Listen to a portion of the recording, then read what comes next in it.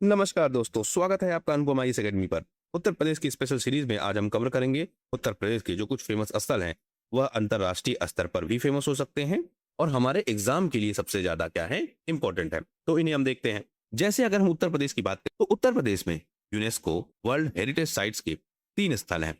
एक ताजमहल जो कि आगरा में है, आगरा का किला और फतेहपुर सिकरी। ताजमहल की बात करें तो 7 अजूबों में आता है, यह आपको पता है। आगरा किले की बात करें तो यह लाल बलुआ पत्थर से निर्मित है। यह निर्मित है संगमरमर से। और यहाँ पर क्या है, पित्रादुरा, यानी जो आपके पत्थर होते हैं उन पर जो रत्न होते हैं उनको चिपकाया जाता है बिना किसी ज्वाइंटिंग मटेरियल के, तो इसी को कहते हैं पित्रादुरा। यह भी इंपॉर्टेंट फैक्ट है, ध्यान रखिएगा। फतेहपुर सिकरी हमने देख लिया। यहीं पर क्या है, बुलंद दरवाजा, जो अकबर ने बनवाया था गुजरात विजय के उपलक्ष्य में, जब उसने गुजरात जीता था। सलीम चिश्ती की दरगाह है और पंचमहल है। यह भी कहाँ है, फतेहपुर सिकरी में। वाराणसी की बात करें तो बहुत ज्यादा फेमस है। इसका पुराना नाम क्या है, काशी।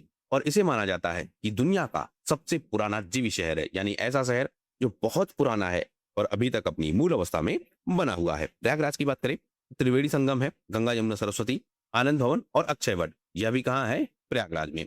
अयोध्या की बात करें तो भगवान राम की यह जन्मस्थली मानी जाती है। कनक भवन और हनुमानगढ़ी यह फेमस है। मथुरा वृंदावन की बात करें तो कृष्ण की जन्मभूमि मानी जाती है। बांके बिहारी मंदिर और प्रेम मंदिर, प्रेम मंदिर याद रखिएगा, यह कहां पर है, मथुरा वृंदावन में। नैमिषारण्य याद रखिएगा, यह कहां पर है, सीतापुर में। चित्रकूट की बात करें तो भगवान राम का वनवास के दौरान यह निवास स्थान था। यहीं पर क्या है, मंदाकिनी तट और कामदगिरी पर्वत, यह दोनों इंपॉर्टेंट है, ध्यान रखिएगा।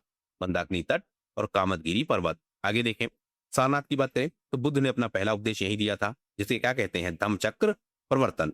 धम्म एक स्तूप और अशोक स्तंभ, यह भी कहाँ है, सारनाथ में। यह पूछा जा चुका है, बहुत इंपॉर्टेंट है। कुशीनगर की बात करें, जो भगवान बुद्ध हैं उनका महापरिनिर्वाण यानी मृत्यु हुई थी यहाँ पर। श्रावस्ती की बात करें तो बुद्ध ने अपने जीवन के सबसे ज्यादा वर्ष यहीं पर बिताए हैं, 25 साल लगभग। संकिसा की बात करें जो कि कहाँ है, फर्रुखाबाद में। माना यह जाता है कि बुद्ध यहाँ स्वर्ग से उतरे थे, एक मान्यता है, क्षेत्र का नाम है, आप ध्यान रखिएगा। कौशाम्बी की बात करें तो यह भी बुद्ध से कनेक्टेड है, यहाँ पर बुद्ध कई बार आए हैं।